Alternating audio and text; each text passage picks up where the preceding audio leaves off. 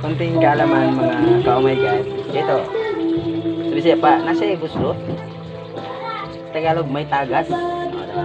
Ano mo? Lapitan yung lahat mga ka-oh my god. Ayan. Tagas siya. Nag-awas-awas siya sa Bisaya pa. Okay. Ang sagot niyan, konting kaalaman lang ha.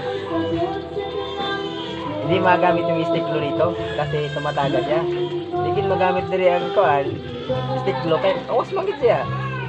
Kaya natay pang kuan niya. Natay pang resolba sa problema nga nay awas o tagas ko diya. Pero ka, oh my god, silka lang oh, silka. Wala daya, silka. Silka to. Ipahit mo lang siya dito. Kapita natin. Tanggalin ang tagas niya. Ating kalaman lang to ha.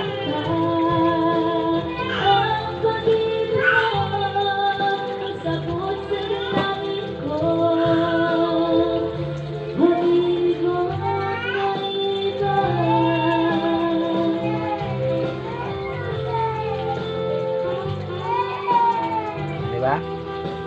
Walang tagas. Pwede ba nito para medyo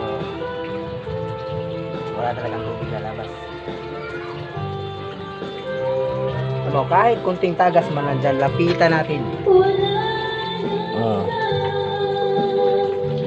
Wala ka lang makikita ang tagas dyan, di ba? Effective. Effective ang silka. Hindi na pang mukha. Pangbutas ba? Ha! Ano pang hinihintay nyo?